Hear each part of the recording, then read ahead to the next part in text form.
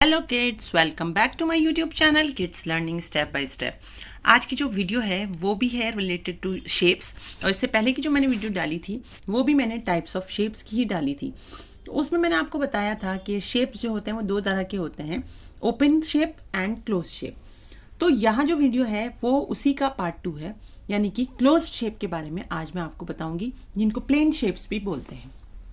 Closed या plane shape वो shape होते हैं जो कि बंद होते हैं एकदम, मतलब उनका जो स्टार्टिंग पॉइंट से लेके जब वो एंड पॉइंट है वो स्टार्टिंग पॉइंट पे जाके मिलता है। तो अगर आप इनिशियली शेप्स के बारे में सीख रहे हैं तो आप ये शेप्स के बारे में ज़रूर पढ़ेंगे, जिसके अंदर आता है square, rectangle, triangle, circle, Oval.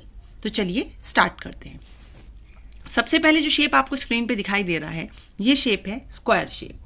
Square shape जो होता है उसके बारे में मैं आपको बताऊंगी कि स्क्वायर शेप जो होता है उसकी 4 साइड्स होती हैं। अब साइड्स होती क्या है? साइड्स ही होती हैं, जैसे कि ये जहां मैं ब्लू लाइन खींच रही हूँ ये होती है साइड। तो इसकी कितनी साइड्स होती हैं? 1 2 3 4। तो ये होती हैं साइड्स, ठीक है।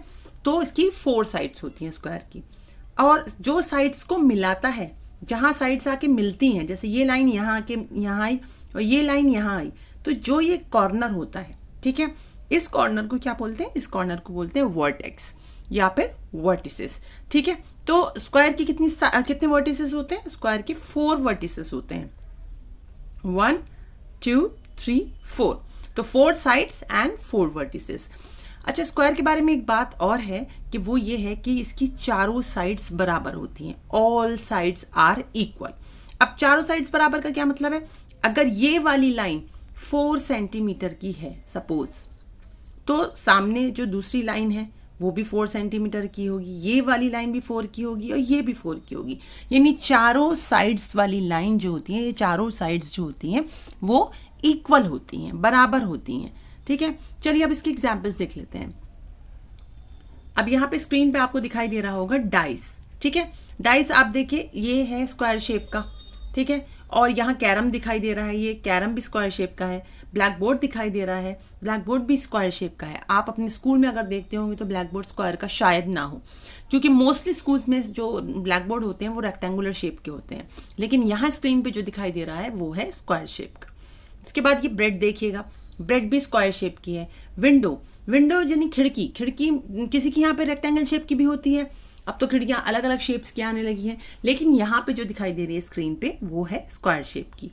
आइस क्यूब भी स्क्वायर शेप का होता है।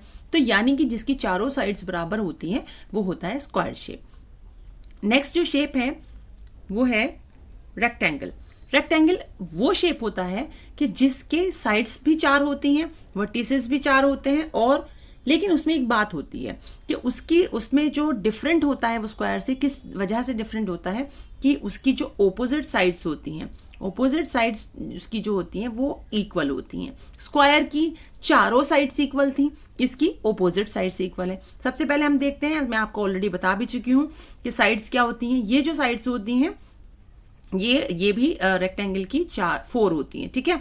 और जो कॉर्नर्स होते हैं ये वर्टिसेस होते हैं, ये भी 4 होते हैं। और जो साइड अब यह है कि ओपोजिट साइड से इक्वल का क्या मतलब है, यानी कि ये वाली साइड और ये वाली साइड, ये दोनों जो होती हैं सेम होती हैं, बराबर की होती हैं। सपोज ये अगर 5 सेंटीमीटर है तो इसके सामने वाली भी 5 सेंटीमीटर होगी, ठीक है। और ये वाली अगर 3 सेंटीमीटर है तो सामने वाली भी 3 सेंटीमीटर होगी। तो ओपोजिट साइड्स इक्वल होती हैं और स्क्वायर की चारों साइड्स इक्वल होती हैं। अब इसके एग्जाम्पल्स देख लेते हैं। एग्जाम्पल्स में स्क्रीन पे आपको मोबाइल फोन दिखाई दे रहा है, देखिए ये है रेक्टेंगल शेप। बिस्किट दिखाई दे रहा है, ये है रेक्टेंगल शेप। और चॉकलेट दिखाई दे रही है, ये भी रेक्टेंगल शेप है। और टीवी दिखाई दे रहा है, ये भी रेक्टेंगल शेप है। नोट वो भी रेक्टेंगल शेप है। बैग वो भी रेक्टेंगल शेप है। यानी जिनकी ऑपोजिट साइड्स इक्वल होती हैं वो होता है रेक्टेंगल शेप, और उनकी 4 साइड्स और 4 ही कॉर्नर या वर्टिसेस होते हैं। अब नेक्स्ट स्क्रीन पे दिखाई दे रहा है ये शेप होता है ट्रायंगल। ट्राई का मतलब ही क्या होता है? 3 होता है। तो जिनकी 3 साइड, अब इसमें ट्रायंगल की कितनी साइड्स और कितनी वर्टिसेस होती हैं? देखिए 3 साइड्स होती हैं इसकी, और 3 ही वर्टिसेस होती हैं। वर्टिसेस यानी कोने, ठीक है, और साइड्स यानी ये, ठीक है। ट्रायंगल की 3 साइड्स एंड 3 वर्टिसेस होते हैं। ट्रायंगल के एग्जांपल्स देख लेते हैं। देखिए यहाँ पे बर्थडे कैप दिखाई दे रही है, ये भी ट्राइंगल शेप की है। यहाँ सैंडविच दिखाई दे रहा है, ये भी ट्राइंगल शेप का है। और ये आइसक्रीम दिखाई दे रही है, ये भी देखिए 3 ही साइड 3 कॉर्नर ट्राइंगल शेप का है। नाचोस देखिए ये जो है ये भी ट्राइंगल शेप का है। चीज ये भी ट्राइंगल शेप का है। माउंटेन ये भी ट्राइंगल शेप का है। अब नेक्स्ट जो शेप है वो है सर्कल। सर्कल जो शेप होता है वो क्या होता है, उसमें ना कोई साइड होती है और ना ही उसके कोई वर्टिसेस होते हैं।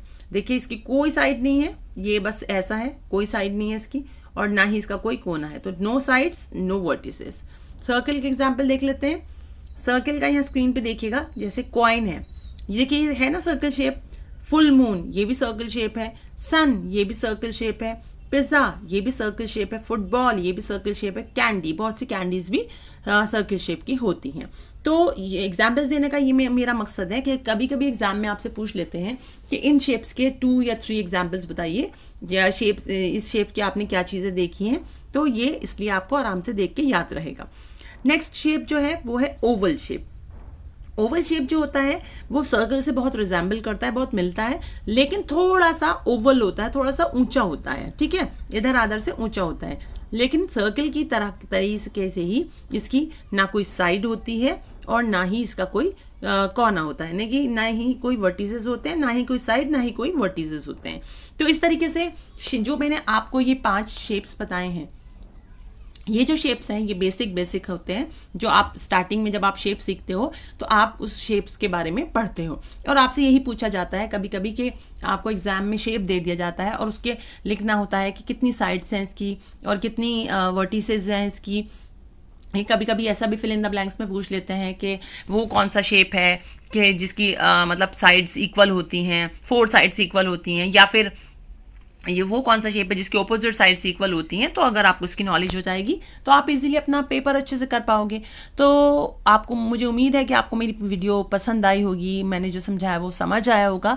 तो आप प्लीज़ मेरी वीडियो को लाइक कीजिए, मेरी वीडियो को शेयर कीजिए, मेरे चैनल को सब्सक्राइब कीजिए, बेल आइकन दबा लीजिए ताकि आगे की वीडियोज़ भी आपको का नोटिफिकेशन आपको मिलता रहे। Thank you.